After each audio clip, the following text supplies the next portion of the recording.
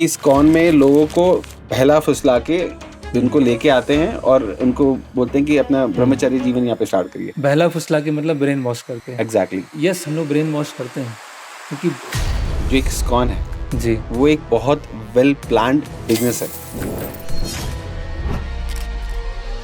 एक तरह से हाँ भी बोल सकते हैं, एक तरह से ना भी बोल सकते हैं। पूरा इस्कॉन का पैसा यूएस जाता है। हाँ, ये झूठ है। भगवत गीता एक्चुअल में है क्या? पॉपुलेशन बहुत बढ़ रहा है, भूखमरी है, अकाल है, इन सब की समस्या का समाधान ही भगवत गीता में।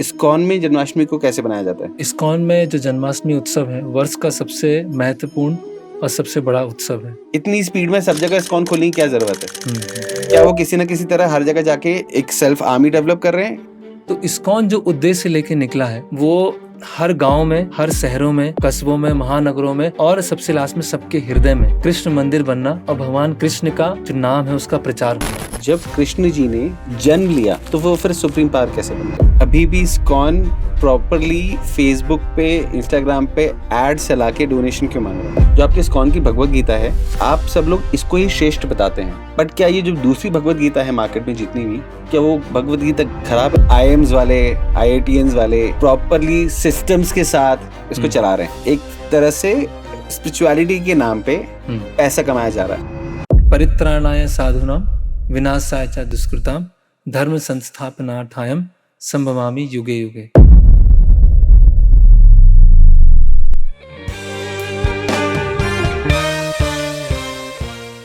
तो प्रभु जी, आपकी आकाश गुप्ता से लेके अच्युत कृष्ण दास की जो जर्नी है वो कैसे स्टार्ट हुई?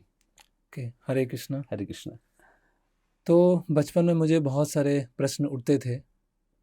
जब हम प्रकृति को देखते हैं, सूर्य है, चंद्रमा है, तारे हैं, उन सबको देखते हैं तो मन में एक जिज्ञासा होती है, क्या ये पूरा सिस्टम अपने आप चल रहा है या इसके पीछे कोई कारण हो सकता है, कोई क्रिएटर हो सकते हैं। और अल्टीमेटली अगर सब कुछ चल रहा है तो इसका पर्पस क्या है। तो बेसिकली दो प्रश्न मेरे मन में उठे कि एक तो ये बनाया किसने है, और बनाया है तो कुछ पर्पस से बनाया होगा। तो लेकिन इसका मुझे उत्तर नहीं मिल पा रहा था। और जैसे जब मैं स्कूल और कॉलेज के प्रारंभिक दिनों में था तो धीरे धीरे शिक्षा के द्वारा और जो जैसा संघ था उसके द्वारा एक तरह का नास्तिकता की तरफ बढ़ता गया। या तो वो प्रश्न दब जाते हैं या उनके लिए समय नहीं होता है, या प्रश्नों के जो उत्तर भी मिलते हैं वो भी इतने संतुष्टि प्रदान करने वाले नहीं होते हैं। फिर मैं 2006 में मैंने बड़ोदरा मेडिकल कॉलेज में as a MBBS student join किया।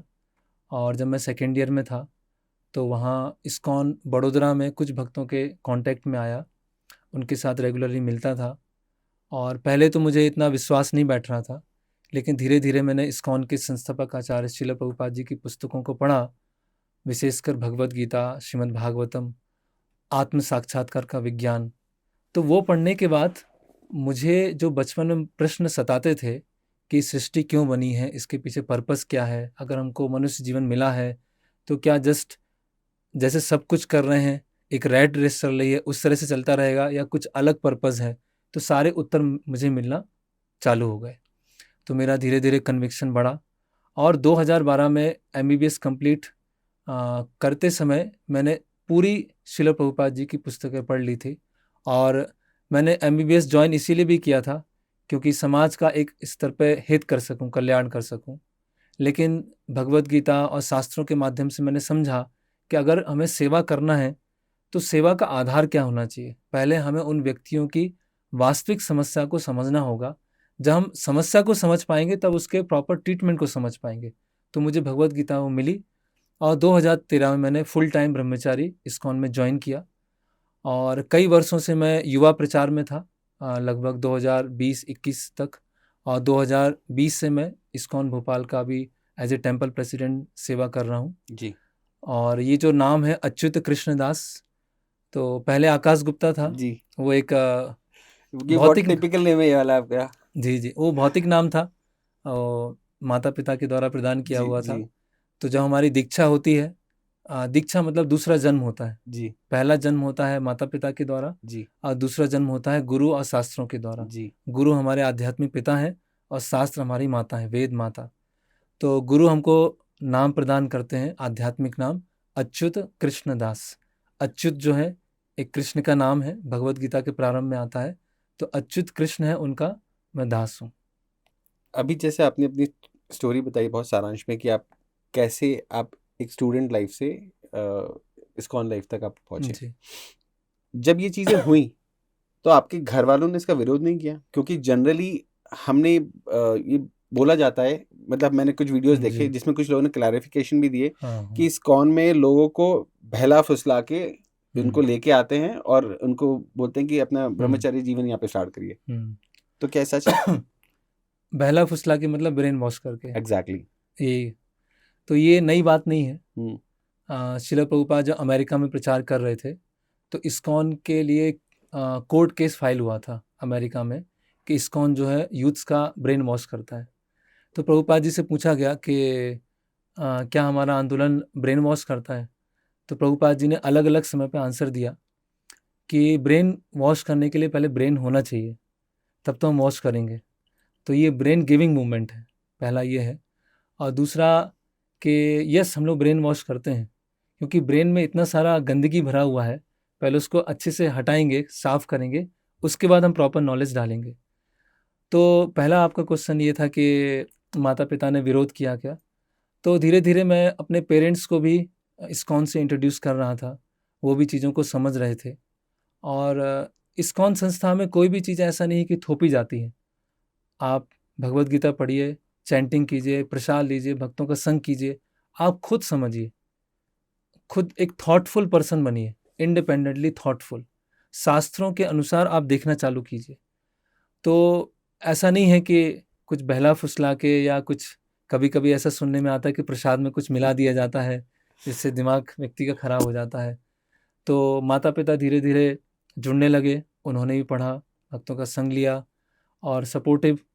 और कुछ शुरू में कुछ तकलीफ़ हुई उनको, जैसे हम देखते हैं कि कोई आर्मी में एडमिशन लेता है और बाद में देश की रक्षा करने के लिए अपने परिवार को एक तरह से छोड़कर वहाँ पे जाता है, तो उनके परिवार को बहुत गर्व होता है, पड़ोसियों को गर्व होता है कि सब अपने परिवार के लिए, एक कुटुंब के लिए तो करते हैं, लेकिन देश के लिए करने गए हैं तो एक गर्व की भावना होती है। तो उसी तरह से अ, ये जो भगवत गीता का संदेश है, वासुदेव कुटुंबकम, पूरा संसार ही अभी फैमिली हो गया है, पूरा संसार ही परिवार हो गया है। तो जो परिवार के अन्य लोग हैं, अन्य सदस्य हैं, जो कृष्ण को भूल गए हैं, उनकी शिक्षाओं को भूल गए हैं, उसको रिवाइव करने के लिए मैं जीवन देना चाहता हूँ।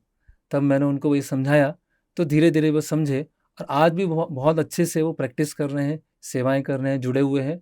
और जहाँ मैं इस्कॉन भोपाल में रहता हूँ, उसके पास में ही मेरे पेरेंट्स वहीं रहते हैं और नियमित रूप से मंदिर आते रहते हैं। ओके। बट ऐसा नहीं होता कि जैसे आर्मी में छुट्टियां मिल जाती हैं कि भाई परिवार के पास जाके थोड़े दिन रह लो, वैसे आप लोग नहीं रह सकते? इज इट लाइक जी, तो दैट? उसमें क्या है कि जैसे हम प्राचीन काल में देखते हैं कि कोई घर छोड़ता था, तो वो हिमालय चला गया, अब वो जीवन में दोबारा मिलेगा नहीं मिलेगा पता नहीं है। लेकिन इस्कॉन में ऐसा सिस्टम नहीं है, आप माता पिता से मिल सकते हैं, वो मंदिर आ सकते हैं, ज़रूरत पड़ने पे हम घर जा सकते हैं। और जीवन के कुछ ऐसे चरणों में अगर बहुत अधिक ज़रूरत पड़ती है, तो वहाँ जाके सहायता भी कर सकते हैं, शारीरिक रूप से सहायता कर सकते हैं, एक मानसिक इमोशनल तरीके से उनकी सहायता कर सकते हैं। और सबसे बड़ी सहायता ये है कि उनको भक्ति में लाकर उनका जो जीवन का वास्तविक पर्पस है वो हम बताएंगे। जैसे मैं आपको एक वृत्तांत बताता हूँ कि हमारा इस्कॉन चौपाटी मंदिर है मुंबई में, तो वहाँ पर एक सुदामा प्रभु हैं। तो वो 3 भाई हैं, उनमें से जो सुदामा प्रभु हैं वो ब्रह्मचारी हैं। तो सुदामा प्रभु के जब पिता, उनका डेथ हो रहा था, तो उन्होंने अपनी वाइफ सुदामा प्रभु की माँ को बोला कि जब जीवन में आगे ज़रूरत पड़ेगी, तो ये दोनों बेटे आपके कोई काम नहीं आएंगे। आप वो सुदामा दास जो है उनके पास में जाना, वो आपको अच्छे से देखभाल करेगा, क्योंकि उसने भगवत गीता की शिक्षाएं पढ़ा है। तो भगवत गीता शिक्षा पढ़ने के बाद समाज में हर स्तर पे वो जिम्मेदार हो जाते हैं और हर स्तर पे अच्छे से जिम्मेदारी निभाते हैं शास्त्रों के अनुसार। तो इसीलिए हम घर भी जा सकते हैं, वो भी आ सकते हैं और मिलना जुलना रहता है। ऐसा बोला जाता है कि जो एक इस्कॉन है जी। वो एक बहुत वेल प्लान्ड बिजनेस है, अच्छा। जिसको आईएम्स वाले, आईआईटीएंस वाले हम्म, प्रॉपरली सिस्टम्स के साथ इसको हम्म, चला रहे हैं। हम्म, और एक तरह से स्पिरिचुअलिटी के नाम पे हम्म, पैसा कमाया जा रहा है, क्या है हम्म। सही है?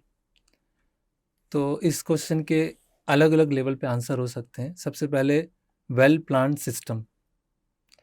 तो आप देखते हैं कि कोई भी ऑर्गेनाइजेशन है, आप स्कूल देखिए, कंपनियां देखिए, किसी भी सिस्टम को चलाने के लिए उसमें मैनेजमेंट, ऑर्गेनाइजेशन, प्लानिंग ये बहुत ज़रूरी है। तो भगवत गीता जो इस्कॉन है उसके 7 पर्पज़, 7 पर्पज़ ऑफ इस्कॉन। जब इस्कॉन को इस्टेब्लिश किया गया शिला प्रभुपाद जी ने, तो उसमें बताया कि भगवत गीता की शिक्षाओं को समुदाय में सिस्टमेटिकली ऑर्गेनाइज तरीके से फैलाना। तो अभी जैसे आईआईटीएंस हैं, आईएम्स से पास आउट हैं, या डॉक्टर्स हैं, इंजीनियर्स हैं, तो अभी ये जो ब्रेन है, जो एक समाज की क्रीम है या टॉप ब्रेन है, वो कहीं ना कहीं तो ब्रेन यूज होने वाला है ना। या तो पैसे बनाने में यूज होगा, या कहीं कहीं तो टेररिज्म को बढ़ाने में यूज हो रहा है ना। कहीं कहीं देश को बढ़ाने में यूज हो देश रहा को बढ़ाने में यूज हो रहा है। तो स्पिरिचुअल एजुकेशन को अच्छी तरह से वेल प्लानिंग तरीके से कैसे फैलाया जाए, उसके लिए ब्रेन चाहिए। जैसे भगवत गीता भगवान ने किसको सुनाया? अर्जुन को सुनाया। अर्जुन एक समाज के लीडर हैं, क्षत्रिय हैं। भगवत गीता को उससे पहले सूर्यदेव को सुनाया गया, जो कि पूरे प्लानेट के क्या हैं? राजा हैं। तो भगवत गीता एक्चुअली लीडर्स के लिए, पहले लीडर्स के लिए। अगर लीडर्स समझेंगे तो सबऑर्डिनेट भी अपने आप समझेंगे। तो इस्कॉन में ऐसा देखा जाता है कि जो एजुकेटेड लोग हैं वो जुड़ते हैं और प्रॉपर प्लानिंग करके भगवत गीता को स्प्रेड करते हैं। तो उसकी ज़रूरत है, उसकी आवश्यकता है। आप अभी किसी स्कूल में जाके अगर बोलेंगे, आप पूछेंगे कि आप फिजिक्स, केमिस्ट्री, बायोलॉजी को बहुत सिस्टमेटिक तरीके से, वेल प्लानिंग तरीके से उसको स्प्रेड कर रहे हैं, इसकी क्या आवश्यकता है? तो उसकी आवश्यकता है, वो बहुत ऑब्वियस है कि अगर आपको वर्ल्ड वाइड मूवमेंट करना है तो उसमें एक मैनेजमेंट स्ट्रक्चर होगा, उसमें ऑर्गेनाइजेशन होगी, उसमें सारे सिस्टम होंगे। लेकिन उसका पर्पस हमें समझना चाहिए। उसका पर्पस क्या है? Spiritual social welfare.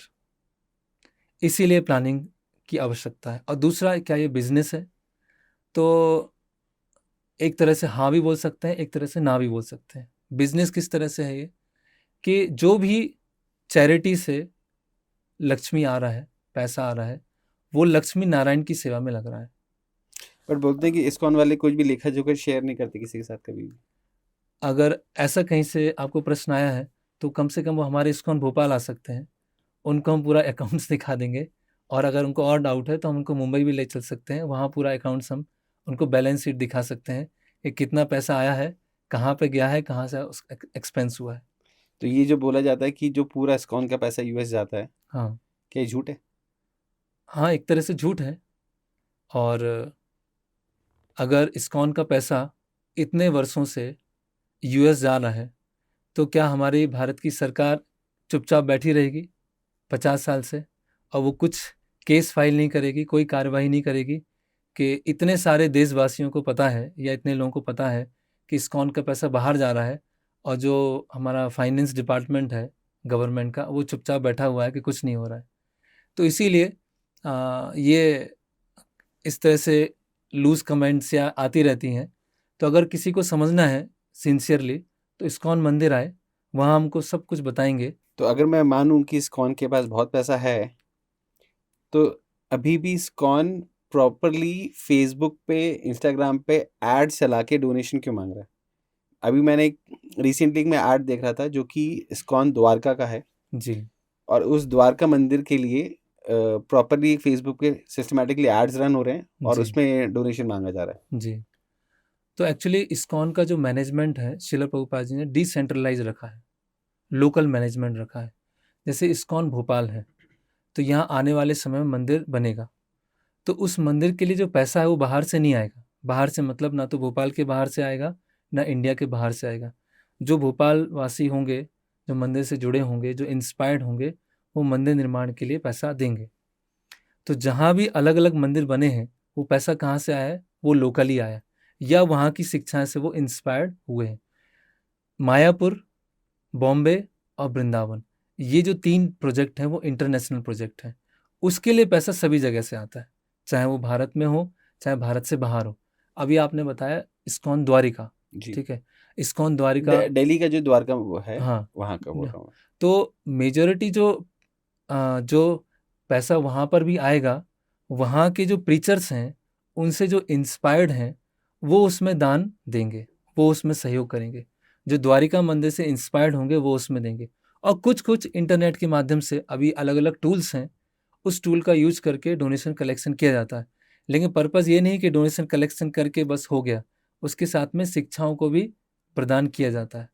तो एक डिसेंट्रलाइज मैनेजमेंट है, लोकल मैनेजमेंट है, लोकल जो जनता होती है उनके माध्यम से ही मंदिर का निर्माण होता है। कुछ इंटरनेशनल प्रोजेक्ट हैं जिनका पैसा हर जगह से आता है, और इस इंटरनेट यूट्यूब को यूज करके कुछ जगह से जो पैसा आता है, लेकिन को केवल पैसा ही नहीं लेते हैं, उसके साथ में उनको शिक्षाओं भी देते हैं, मंदिर से प्रॉपरली जोड़ते हैं। ये जो सारे प्रश्न मैं पूछ रहा हूँ, ये एज ए लेमैन बहुत सारे लोगों के डाउट रहते जी हैं, जी बिल्कुल। इसलिए मैं सारे क्वेश्चन उठा रहा हूँ। हाँ ये मेरा कोई भी ऐसा कोई इंटेंट नहीं है कि मैं जी, एंटी इस्कॉन कुछ बोलना हाँ चाहता हूँ। हाँ जी बट जी ये जब हमने 2 दिन 3 दिन रिसर्च करी इस टॉपिक के ऊपर जी बहुत ज़्यादा, तब हमारे सामने ये क्वेश्चंस आए कि बहुत सारे लोगों के पास ऐसी ऐसी भ्रांतियां फैली हुई हैं। जी जैसे कि अभी आपने बताया कि हम सेल्फ स्पॉन्सर्ड रहते हैं मंदिर जी के लिए के। बट अभी अगर आप देखा जाए तो लोगों का एक और बड़ा क्वेश्चन है कि बहुत सारे मंदिर हैं इंडिया में, हम्म, वो इतना स्पीडली नहीं फैल रहे हैं। बट इस्कॉन, अगर मैं हिस्ट्री देखूं तो इस्कॉन बहुत स्पीडली पूरे इंडिया में फैलता जा रहा है। जी जी, तो लोगों का एक क्वेश्चन ये भी बहुत बड़ा आता है कि कैसे फैल रहा है? इस्कॉन को इतनी ज़रूरत क्या है फैलाने की? हम्म इतनी स्पीड में सब जगह इस्कॉन खोलने की क्या ज़रूरत है? हम्म क्या वो किसी ना किसी तरह हर जगह जाके एक अपना एक सेल्फ आर्मी डेवलप कर रहे हैं? एक क्या हम्म कैप्चरिंग कर रहे हैं? क्या हम्म इंटेंट क्या है यहाँ पे हम्म। इस्कॉन का? तो इसके लिए हमें इस्कॉन के जो रूट है वहाँ जाना होगा। बेसिकली जो इस्कॉन, शिल प्रभुपाद जी से पूछा गया कि इस्कॉन की स्थापना कब हुई है, इस्कॉन संस्था किससे बिलोंग करती है। तो शिल प्रभुपाद जी ने बताया कि इस्कॉन को स्टार्ट किया है भगवान श्री चैतन्य महाप्रभु ने 500 साल पहले। तो चैतन्य महाप्रभु का ये भविष्यवाणी है, पृथ्वी ते जत आदि नगर आदि ग्राम सर्वत्र प्रचार हुए मोर नाम, कि भगवान श्री कृष्ण का जो नाम है सभी गांव, शहरों, कस्बों, हर जगह फैलेगा। तो इस्कॉन जो उद्देश्य लेके निकला है वो हर गांव में, हर शहरों में, कस्बों में, महानगरों में, और सबसे लास्ट में सबके हृदय में कृष्ण मंदिर बनना और भगवान कृष्ण का जो नाम है उसका प्रचार होना। तो इस्कॉन एक क्या है, प्रीचिंग मूवमेंट है, एक मिशनरी मूवमेंट है। क्या मिशन है कि लोग जो अलग अलग स्तर पर दुखी हैं, परेशान हैं, सोशली, मेंटली, फिजिकली, एनवायरमेंटली, बहुत सारी अलग अलग तरह की समस्याएं, आध्यात्मिक आदि भौतिक क्लेश हैं। तो इन समस्याओं से कैसे निकला जाए और उनको रियल ब्लिस कैसे मिले, वास्तविक आनंद कैसे प्राप्त हो। और जो वास्तविक आनंद प्राप्त करने की पद्धति है वो है भक्ति योग। इसको मैं आपको और आगे एक्सप्लेन कर जी सकता हूँ। जी तो इस्कॉन ये पर्पस लेके निकला है। तो आप देखिए, ये जो तेजी से प्रचार होना है और इस्टेब्लिश करना है, तो बहुत सारी अलग अलग कंपनी है, कोका कोला कंपनी है, अलग अलग ब्रांड होते हैं, वो भी बहुत तेजी से फैलते हैं। तो तेजी से फैलना गलत नहीं है, उसके पीछे पर्पस क्या है? पर्पस ये है लोगों का हर स्तर पर कल्याण होना चाहिए, वो अपनी समस्याओं से निकलें। असतो माँ सदगमे, तमसो माँ ज्योतिर्गमे। तो इस पर्पस को तेजी के साथ फैलाना, ये इस्कॉन का ये एक मुख्य, आप समझ सकते हैं, उनकी एक योजना का पार्ट है। चलिए, यूथ को शामिल कर रहे हैं, जी वहां तक तो समझ में आता है। बट आजकल इस्कॉन छोटे छोटे बच्चों को हाँ, बहुत ज़्यादा इस्कॉन में शामिल कर रहा है। शामिल कर रहे हैं। और मुझे ऐसा लगता है कि बचपन में ही उनको ब्रह्मचर्य का फॉलो करने का एक चीज़ें सिखाई जी जा रही हैं। जी, तो ये क्यों हो रहा है? जो प्रहलाद महाराज हैं श्रीमद् भागवत में बोलते हैं, कौमारम आचरित प्राज्ञो धर्मान भागवतम यहाँ दुर्लभम मानुषम जन्मम तदपि अध्रुवम अर्थदम। तो 5 साल की उम्र से ये जो भागवत धर्म है, स्पिरिचुअल नॉलेज, इसका कल्टीवेशन होना चाहिए 5 साल की उम्र से। क्योंकि उस समय ब्रेन क्या है, साफ सुथरा है, उसमें बहुत गंदगी नहीं है। तो जैसे बोला जाता है ओल्ड डॉग न्यू ट्रिक्स, कि एक किसी कुत्ते को आप नई ट्रिक्स नहीं सिखा सकते हैं। एक बैम्बू है, जब तक वो हरा है उसको आप किसी तरह से मोड़ मोड़ सकते कर हैं। सकते हैं। जब वो कठोर हो गया है, पक गया है, तब आप उसको मोड़ नहीं सकते हैं। तो बचपन का समय ऐसा हो सकता है जिसमें आप उनको संस्कार, वैल्यूज़, कृष्णा कॉन्शियसनेस, भगवत गीता की शिक्षाएं हम दे सकते हैं। और हम वैदिक संस्कृति में देखते हैं कि जीवन में अगर 100 वर्ष हैं तो प्रारंभ के 25 वर्ष ब्रह्मचर्य आश्रम में जाते थे और उसके बाद अधिकतर लोग गृहस्थ आश्रम में प्रवेश करते थे और कुछ लोग होते थे जो उसमें से आजीवन ब्रह्मचारी बनते थे। तो बचपन की उम्र ऐसी होती है जिसमें आप जैसे एक खाली स्लेट है उसमें आप लिख सकते हैं, लेकिन ऑलरेडी किसी को 30, 35, 40 क्रॉस हो गया है तो ऑलरेडी बहुत सारी चीज़ें आ गई है, तो उसका ब्रेन क्या है, बहुत फर्टाइल है। तो ऐसा नहीं है कि जब हम सोचते हैं टारगेट किया जा रहा है तो कुछ इल मोटिवेशन है। टारगेट इसीलिए किया जा रहा है क्योंकि उनमें उनकी समझने की क्षमता बहुत अच्छी है। वो एक मिडिल एज या ओल्ड पर्सन से भी अच्छे से समझ सकते हैं। और ब्रह्मचर्य व्रत का पालन हर किसी के लिए ज़रूरी है, चाहे वो आजीवन ब्रह्मचारी हो, चाहे वो आगे चल के हाउस होल्डर लाइफ में जाए। तो हमारे इस्कॉन में 99% उससे अधिक लोग हाउस होल्डर हैं। अच्छा। यस। तो ब्रह्मचर्य की शिक्षा सबके लिए ज़रूरी है, वहाँ भी सेंस कंट्रोल ज़रूरी है, वहाँ भी माइंड पे कंट्रोल होना ज़रूरी है। तो वो अगर फाउंडेशन अच्छी होगी, लाइफ की फाउंडेशन अच्छी होगी, तो बिल्डिंग उस पर अच्छी खड़ी होगी। तो इसीलिए बचपन से ही बच्चों को आध्यात्मिक ज्ञान दिया जाता है। जो आपके इस्कॉन की भगवत गीता है, आप सब लोग इसको ही श्रेष्ठ बताते हैं, बट क्या ये जो दूसरी भगवत गीता है मार्केट में जितनी भी, जो कि डिफरेंट डिफरेंट राइटर्स ने लिखी है, क्या वो भगवत गीता खराब है और आपकी भगवत गीता सही है? जो आपकी भगवत गीता ही सही ज्ञान देती है, उनकी भगवत गीता गलत ज्ञान देती है? सबसे पहले तो वो ना तो इस्कॉन की गीता है, ना हमारी गीता है, वो कृष्ण की गीता है। कृष्ण ने गीत गाया है, ठीक है, और व्यास देव जी ने उसको लिखा है, कंपाइल किया। अभी कोई भी टेक्स्ट बुक है उसको पढ़ने का एक सिस्टम होता है, ठीक है। यहाँ पर आप मेडिकल कॉलेज के पास में जाएंगे, वहाँ पर आपको मेडिकल बुक्स मिल जाएंगे, उसको पढ़ के आप डॉक्टर नहीं बन सकते। आप यूनिवर्सिटी में ना जाएं, वहाँ के प्रोफेसर से ना मिलें, उनके साथ प्रैक्टिकल लैब में ना जाएं, और आप उसको पढ़ के डॉक्टर नहीं बन सकते हैं और अपना बोर्ड नहीं लगा सकते कि मैं आप हार्ट ऑपरेशन कर सकता हूँ। आपको यूनिवर्सिटी जाना होगा, आपको टीचर्स के अंडर में रहना होगा। उसी तरह से भगवत गीता को समझने के लिए 4 संप्रदाय, 4 स्कूल हैं। ब्रह्म संप्रदाय, रुद्र संप्रदाय, श्री संप्रदाय और कुमार संप्रदाय। भगवान कृष्ण, भगवान विष्णु ने ये ज्ञान अपने 4 शिष्यों को दिया। ब्रह्मा जी को दिया, शिव जी को दिया, चतुष कुमार को दिया और लक्ष्मी देवी को दिया। तो इस्कॉन जो है वो ब्रह्म संप्रदाय में आता है और इस ब्रह्म संप्रदाय में ही चैतन्य महाप्रभु आए, जो गौड़ देश में आए, तो उसको गौड़ीय संप्रदाय का भी नाम दिया जाता है। तो ऐसा नहीं है कि केवल इस्कॉन की गीता ही सही है, बाकी सही नहीं है। अगर इन 4 संप्रदाय में से कोई भी गीता हम लेते हैं, उसको पढ़ते हैं, तो उसका समान रूप से लाभ होगा, फायदा होगा। तो इस्कॉन का कोई मोनोपोली नहीं है कि इस्कॉन की गीता अन्य गीता नहीं है। आप श्री संप्रदाय में जाइए, रामानुजाचार्य ने उस पर श्री भाष्य लिखा है। और हम कुमार संप्रदाय में जाएंगे तो निम्बार्काचार्य ने लिखा है। तो इन 4 स्कूल में से अभी देखिए, किसी को इंजीनियरिंग करना है तो पहले वो देखेगा वो गवर्नमेंट से एफिलेटेड है या नहीं है। अगर वो गवर्नमेंट से एफिलेटेड नहीं है तो किसी भी जगह जाके वो एडमिशन नहीं ले लेगा, क्योंकि वहाँ से एडमिशन ले भी लिया तो उसकी डिग्री का कोई फ़ायदा नहीं है। उसी तरह से गीता को पढ़ने का एक सिस्टम है, इस 4 संप्रदाय में उसको आना चाहिए। तो भगवान भगवत गीता में बताते हैं, एवं परंपरा प्राप्तम इवं राजर्षयो विदु, ये परंपरा में पढ़ी जाती है। तो ये ब्रह्म संप्रदाय में परंपरा आ रही है और उसमें आचार्य हैं एसी भक्ति वेदांत स्वामी शिल प्रभुपाद। उन्होंने ये भगवत गीता यथारूप लिखी है, Bhagavad Gita as it is लिखी है।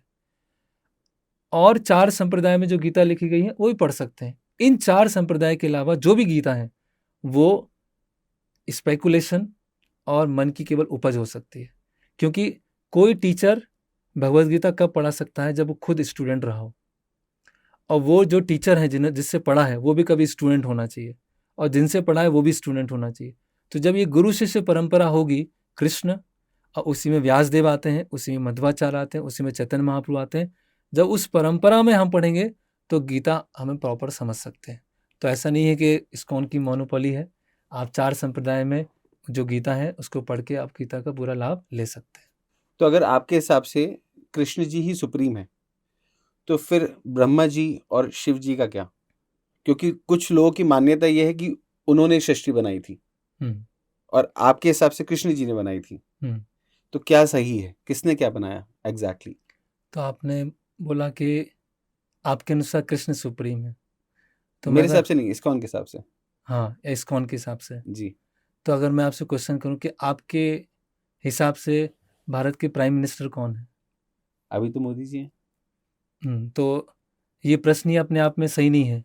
हमारे हिसाब से जो नरेंद्र मोदी जी प्रधानमंत्री नहीं है वो फैक्ट है, वो अभी प्रधानमंत्री वही है, करेक्ट। तो कोई बोले कि मेरे हिसाब से तो प्रधानमंत्री राहुल गांधी है, तो वो क्या उसके हिसाब से राहुल राहुल गांधी प्रधानमंत्री बोलने से बन जाएंगे वो? अभी तो नहीं बनेंगे। ने हाँ, अभी की हम बात करें तो नहीं बनेंगे ना। या कोई सोचे कि मेरे अनुसार तो प्रधानमंत्री ये हैं, या मेरे अनुसार तो अभी भी चीफ मिनिस्टर शिवराज सिंह चौहान ही चल रहे हैं, तो उनके अनुसार नहीं है। जो फैक्ट है वो फैक्ट है। इसको समाज में बोला जाता है रिलेटिविज्म। रिलेटिविज्म मतलब my truth, your truth, other truths. बहुत सारे सत्य हैं, उसमें से आपका सत्य क्या है? सत्य होता एक, परम सत्य होता एक। तो हम जो बात कर रहे हैं वो कोई मेरा मत या इस्कॉन का मत नहीं है। ये मत कौन सा है? शास्त्रों का मत है, भगवत गीता का मत है। और भगवत गीता जो बोली है भगवान श्री कृष्ण ने बोली है, जो अपौरुष है, जिनमें एक सामान्य ह्यूमन की कोई त्रुटियां नहीं है। तो ऐसा नहीं कि इस्कॉन के अनुसार कृष्ण सबसे ऊपर है या मेरे अनुसार कृष्ण सबसे ऊपर है। हम ये डिस्कस कर सकते हैं एक्चुअल में फैक्ट क्या है, भगवान कौन है, सुप्रीम कौन है, who is supreme. Krishna he supreme है या अदर डेमीगॉड्स भी सुप्रीम है? तो भगवत गीता में भगवान बार बार इस चीज को बता रहे हैं, अहम सर्वस्व प्रभवो मत्ता सर्वम प्रवर्तते, और कि मैं ही सारे स्पिरिचुअल और मटेरियल वर्ल्ड का कॉज हूँ, और मत्ता परतम नात्यंत किंचित अस्ति धनंजया, मुझसे ऊपर कोई ट्रूथ नहीं है। और उसमें बताया है कि शिव जी की भी स्थिति क्या है, ब्रह्मदेव की भी स्थिति क्या है। तो जैसे प्राइम मिनिस्टर हैं, एक प्राइम मिनिस्टर अपने सभी कैबिनेट मंत्री के साथ में होते हैं, पूरा उनका कैबिनेट होता है ना। एजुकेशनल मिनिस्टर होंगे, हेल्थ मिनिस्टर होंगे, विदेश मंत्री होंगे, अलग अलग मंत्री होते हैं जिसके द्वारा वो पूरा अपना मैनेजमेंट गवर्नमेंट को देखते हैं। तो उसी तरह से जो कृष्ण है या विष्णु है या राम है, वो एक ही तत्व है। वो अपने ही कुछ डिवोटीज को ऐसे मैनेजमेंट की अलग अलग सर्विसेज देते हैं सृष्टि को चलाने के लिए। एक हमारे भारतवर्ष को चलाने के लिए इतना बड़ा कैबिनेट चाहिए, तो पूरा सृष्टि को चलाने के लिए भी अलग अलग मिनिस्टर चाहिए। तो जो ब्रह्मदेव हैं वो क्रिएशन करते हैं, वो एक जो पूरा ब्रह्मांड है उसका वो क्रिएशन करते हैं। जी। शिव जी हैं, वो उनके दो कार्य हैं। पहला शिव जी का कार्य क्या है कि ब्रह्मा जी जो होते हैं केवल एक ब्रह्मांड का रचना करते हैं, लेकिन शिव जी क्या होते हैं, पूरे ब्रह्मांड को, जिसको मैं और टेक्निकली बोलूं कि जितने भी अलग अलग तत्व होते हैं, 24 तत्व होते हैं, उनको एक साथ में मिलाते हैं। जैसे मान लीजिए कोई मकान बन रहा है, जी। मकान में ईंट है, कंक्रीट है, सरिया है, जी। सब कुछ रखा हुआ है, और बाद में कॉन्ट्रैक्टर आता है, लेबर आता है, उसको बनाना चालू करता है, ठीक है। तो जो ईंट लाए, सारा सामान रॉ मटेरियल लेके आए, वो एक व्यक्ति करेगा, और साथ में मिलके उसको लेबर मिलके उसको बनाएगी। तो शिव जी का कार्य क्या होता है, सारे मटेरियल को एक साथ इकट्ठा करना। ब्रह्मा जी का काम क्या होता है, उन सारे मटेरियल को लेकर पूरे एक ब्रह्मांड की सृष्टि करना। लेकिन मटेरियल को बनाने वाले कौन है? वो है कृष्ण। तो आप डिफरेंस समझ गए होंगे। सारे स्पिरिचुअल और मटेरियल वर्ल्ड को बनाने वाले कृष्ण हैं, और उनकी हेल्प करने के लिए शिव जी और ब्रह्मा जी। तो क्या मैं ये बोलूं कि लक्ष्मी जी आपके यहाँ फाइनेंस मिनिस्टर है? Is it like that? नहीं नहीं, ऐसा नहीं। वो तो जो लक्ष्मी देवी है भगवान विष्णु की, वो एक अंतरंगा शक्ति है उनकी। हम बोल सकते हैं कि बट हाँ बोलते हैं अंतरंगा कि फाइनेंस तो पूरा, क्योंकि पैसा जो है तो लक्ष्मी जी के पास ही है, जी। तो इसका मतलब ये कृष्ण जी की कैबिनेट की फाइनेंस मिनिस्टर हुई। नहीं, वो यहाँ मटेरियल वर्ल्ड के लिए वो कुबेर जी हैं। वो कुबेर जी देखते हैं सारा, जो वो जो फाइनेंसिंग देखते हैं वो कुबेर जी देखते हैं। और कुबेर जो कार्य करते हैं अल्टीमेटली लक्ष्मी नारायण के अंडर में करते हैं। इसीलिए जो लक्ष्मी है, फाइनेंस है, वो नारायण की सेवा में लगना चाहिए। रावण ने क्या किया था, लक्ष्मी को, सीता देवी को राम से और नारायण से अलग किया था, तो क्या हुआ रावण के साथ में? खत्म हो गया रावण। खत्म हो गया। तो इसीलिए हमें लक्ष्मी और नारायण को एक साथ में रखना है। सीता राम को एक साथ में रखना, राधा कृष्ण को एक साथ में रखना। तो अब पहले क्वेश्चन पे आते हैं। तो भगवान श्री कृष्ण ने, भगवान विष्णु ने पूरी सृष्टि को चलाने के लिए वरुण देव हैं, इंद्रदेव हैं, कुबेर हैं, अलग अलग देवी देवताओं को नियुक्त किया है जिससे सृष्टि प्रॉपरली चलती रहे। और शिव जी की स्थिति क्या बहुत विशेष है। वैष्णवा नाम यथा शंभु, भगवान के भक्तों में सबसे श्रेष्ठ भक्त कौन है? शिव जी है। शिव जी के एक कार्य सृष्टि में भी है, और जब लास्ट में सृष्टि का प्रलय करना होता है, नष्ट करना होता है, उस समय भी शिव जी आते हैं, तांडव करते हैं। और जो कृष्ण के पास, भगवान राम के पास जाना चाहता है, उसकी शिव जी बहुत हेल्प करते हैं। स्वयं शिव जी नाम लेते हैं, राम नाम लेते हैं। हम बताया जाता है कि जो बनारस में जब किसी की मृत्यु होती है तो उसको मोक्ष प्राप्त होता है। तो मोक्ष कैसे प्राप्त होता है? शिव जी जो हैं, काशी विश्वनाथ हैं, उस मरते हुए व्यक्ति के कान में राम नाम लेते हैं, उस राम नाम से उनको मोक्ष प्राप्त होता है। तो इसीलिए शिव जी जो हैं भगवान कृष्ण के बहुत ही कॉन्फिडेंशियल एसोसिएट है, महान वैष्णव। लोग ऐसा भी कहते हैं कि जो इस्कॉन है वो शिव पुराण को तामसिक बोल के इसको हटा देता है। तो देखिए, फिर मैंने बताया कि इस्कॉन कह रहा है, इसीलिए वो सही गलत नहीं हो जाएगा। वास्तव में सही गलत क्या, उसको समझना होगा। तो पुराणों को पढ़ने का एक सिस्टम है जो वेद व्यास जी ने दिया है। पुराण किसने लिखे हैं? वेद व्यास जी ने 18 पुराण लिखे हैं। तो इस्कॉन अगर किसी को तामसिक बोलेगा तो वो तामसिक नहीं हो जाएगा, पहली बात तो ये। तो वेद व्यास जी ने सिस्टम बताया है कि 6 जो होते हैं वो सतोगुणी पुराण होते हैं, 6 जो होते हैं वो रजोगुणी पुराण होते हैं, और 6 जो होते हैं वो तमोगुणी पुराण होते हैं। इसका मतलब वो पुराण तमोगुणी नहीं है, तमोगुणी लोग उस पुराण से अट्रैक्ट होते हैं। तो अभी देखिए, अगर हम किसी को बोलेंगे कि आप विष्णु के पास जाइए, राम के पास में जाइए या कृष्ण के पास में जाइए, सभी लोग कन्विंस नहीं होंगे। तो हमारे जो ऋषि हैं, वेद व्यास जी हैं, वो, उनका हृदय इतना बड़ा है, इतना करुणामय है, वो हर किसी को चाहते हैं, हर किसी का कल्याण हो, वो भगवान कृष्ण के पास में आए। तो उन्होंने एक सिस्टम बनाया है कि ठीक है, आप शिव पुराण पढ़ना चाहते हैं, पढ़िए, कोई बात नहीं। आप मार्कंडेय पुराण पढ़ना चाहते हैं, पढ़िए। लेकिन धीरे धीरे उनका ग्रेजुअल डेवलपमेंट होगा और वो सतोगुणी पुराण में आएंगे, और सतोगुणी पुराण से वो शुद्ध सतोगुणी पुराण में आएंगे, जिसको बोलते हैं श्रीमद् भागवतम।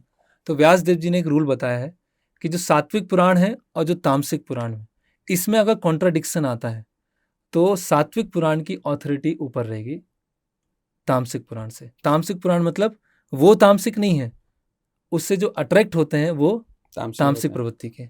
और तामसिक प्रवृत्ति से ऐसा नहीं कि वो बहुत उनको हमने बहुत निम्न दिखा रहे हैं, उस प्रवृत्ति के हैं, और शिव जी उनकी सहायता करते करते धीरे धीरे उनको भगवान विष्णु और कृष्ण की तरफ ले जाएंगे। जैसे आप एक डॉक्टर के पास में जाएंगे तो डॉक्टर के पास अलग अलग मेडिसिन होती है, हर पेशेंट के लिए एक जैसी मेडिसिन नहीं होती है। किसी का अगर बहुत गहरी बीमारी है, कैंसर है, तो उसका एक रेडियोथेरेपी होगा, कीमोथेरेपी होगा। किसी को सर्दी जुकाम है तो बोलेंगे 3 दिन आप दवाई ले लीजिए। किसी को डेंगू हो गया है तो आपको 15 दिन का ट्रीटमेंट ले लीजिए। वो डॉक्टर एक ही है लेकिन उसका ट्रीटमेंट अलग अलग है। तो गुणों के अनुसार वेद व्यास जी ने पुराण दी है, जिससे जो जिस पुराण में जाएगा धीरे धीरे प्यूरिफाई होते हुए प्रॉपर कृष्ण भक्ति तक आ पाएगा। अभी एक मूवी बहुत ज्यादा ट्रेंड कर रही है, महाअवतार नरसिम्हा, और इसमें बोला जा रहा है कि इस्कॉन इसको बहुत ज्यादा प्रमोट कर रहा है। इस्कॉन कब से मूवीज को प्रमोट करने लग गया आजकल? तो क्या मूवी को प्रमोट करना गलत है? पर इस्कॉन तो बोलता है कि आप भगवत गीता पढ़ो, कृष्ण कॉन्शियसनेस में जाओ। हाँ। और फिर वो एकदम से मूवी की तरफ आ गए। तो देखिए, पहले भी ड्रामा रामलीला होती थी दशहरे से पहले। तो ये एक मूवी माध्यम है कृष्णा कॉन्शियसनेस को इंजेक्ट करने का समाज में। अभी जैसे व्हाट्सअप है, फेसबुक है, इंस्टा है, तो कोई बोल सकते हैं कि इस्कॉन ये यूज क्यों कर रहा है, तो बोले कि कृष्णा कॉन्शियसनेस है, भगवत गीता पढ़ो। लेकिन उसी को वो प्रभुपाद बोलते थे old wine in new bottle, कि भगवत गीता की शिक्षा को आप व्हाट्सएप के थ्रू उनको बताएंगे। तो लोगों का अभी इंटरेस्ट कहाँ है? मूवी देखने में। तो ठीक है, मूवी किस पे बनेगी? भगवान की शिक्षाओं पे, भगवान नरसिम्हा देव की शिक्षाओं पे बनेगी। तो हमारे इस्कॉन से जुड़े हुए एक भक्त हैं जो परम पूज्य राधानाथ स्वामी महाराज से इंस्पायर्ड हैं जी। तो उन्होंने वो मूवी बनाई है। और जो भी सामान्य लोग जो स्पिरिचुअलिटी को सीधे एक्सेप्ट करना उनके लिए प्रॉब्लम होती है, या अभी पढ़ने का कल्चर धीरे धीरे कम हो रहा है, तो उस मूवी के माध्यम से उनके अंदर कुछ सीड जाए, जिससे वो अट्रैक्ट हों कि हाँ अभी मुझे मंदिर जाना है, पढ़ना है और डिटेल में जानना है। तो वो एक माध्यम है मूवीज़ के थ्रू कृष्णा कॉन्शियसनेस को स्प्रेड करने का। वो अपने आप में एक केवल एक मीडियम है, ऐसा नहीं है कि वो अपना कंप्लीट है जी। वो एक बहुत ही जो शुरुआत के जो लोग हैं जो इंट्रोड्यूस होना चाहते हैं उनके लिए है। जो सीरियस प्रैक्टिशनर है वो देखना चाहे देख भी सकते हैं, लेकिन उसकी आवश्यकता नहीं है। वो अपना पढ़ते हैं और जो उनके जो स्पिरिचुअल मास्टर हैं उनसे सुनते हैं, वो अपने आप में पर्याप्त होता है। अभी हमने बहुत बार बात करी कि कृष्णा कॉन्शियसनेस, ये है क्या एक्चुअली कृष्णा कॉन्शियसनेस? ये टर्म का मीनिंग क्या है? बहुत अच्छा क्वेश्चन है आपका। What is Krishna consciousness? जी क्योंकि इस्कॉन मतलब International Society for Krishna consciousness. जी। तो सबसे पहले कॉन्शियसनेस, चेतना। तो आत्मा का एक लक्षण है चेतना, अवेयरनेस। तो अभी हमारी जो चेतना है वो हम ये सोचते हैं कि मैं शरीर हूँ, मैं भारतीय हूँ, या मैं ब्राह्मण हूँ, या मैं अमेरिकन हूँ, मैं काला हूँ, मैं गोरा हूँ, मैं इस जाति का हूँ, मैं इस धर्म का हूँ। इस तरह से हमने अपनी अलग अलग कैटेगरीज बना रखी है। हाँ कैटेगरीज, बॉडीली आइडेंटिफिकेशन बना के रखी है। जी। मैं नॉर्थ इंडियन हूँ, मैं साउथ इंडियन हूँ, है ना, मैं ब्राह्मण हूँ, मैं जाट हूँ, कोई शूद्र है, कोई उच्च तो इस तरह से हमने अलग अलग अपने शरीर से संबंधित उपाधियां बना के रखी, आइडेंटिफिकेशन बना के रखी। तो जब हम इन सभी आइडेंटिफिकेशन से बाहर आते हैं, जब हम अपनी कॉन्शियसनेस को ऊपर उठाते हैं, ऊपर ले जाते हैं, तो हम समझते हैं कि ममई वांस जीव लोके जीवभूत सनातना, कि सभी जीव कृष्ण के दास हैं, सभी जीव कृष्ण के सर्वेंट हैं। तो इस कॉन्शियसनेस में आना और इस कॉन्शियसनेस से सभी को देखना कि सभी, मैं भगवान का अंश हूँ, वो भगवान के अंश हैं, ये भगवान के अंश हैं। हम सभी जो यूनिवर्सल ब्रदरहुड की बात होती है, एक समाज की बात होती है, वो कृष्णा कॉन्शियसनेस से ही स्थापित हो सकती है। अगर कृष्णा कॉन्शियसनेस नहीं है तो कोई अलग अलग श्रेणियों में जाएंगे, अलग अलग वर्ग में जाएंगे, अलग अलग जातियों में जाएंगे। फिर क्या होगा? एक धर्म का दूसरे धर्म से झगड़ा होगा, एक जाति का दूसरे जाति से झगड़ा होगा, एक उच्च वर्ग का निम्न वर्ग से झगड़ा होगा, एक एरिया का नॉर्थ इंडिया का साउथ इंडिया से होगा, इंडिया का अमेरिका से होगा। तो हमारी जो अभी कॉन्शियसनेस है वो क्या है? बहुत ही नैरो है, बहुत ही शैलो है, केवल बॉडीली आइडेंटिफिकेशन है। जब इस कॉन्शियसनेस को हम ऊपर उठाते हैं और देखते हैं कि सब कृष्ण के अंश हैं, तो उस कॉन्शियसनेस में रहना, उस चेतना में रहना, उसको बोलते हैं कृष्णा कॉन्शियसनेस। मतलब सब लोग समान हैं, सभी आपके कृष्ण के आत्मा के स्तर पे सब समान, ना कोई ऊपर है ना कोई नीचे है। यस, जितने भी लोग हैं वो सब दास हैं कृष्ण जी कृष्ण के दास, यस। जी। कॉन्स्टिट्यूशनली आत्मा के स्तर, अभी शरीर के अनुसार उनको अलग अलग रोल निभाने हैं, वो रोल अलग अलग होंगे, लेकिन संवैधानिक रूप से सभी समान।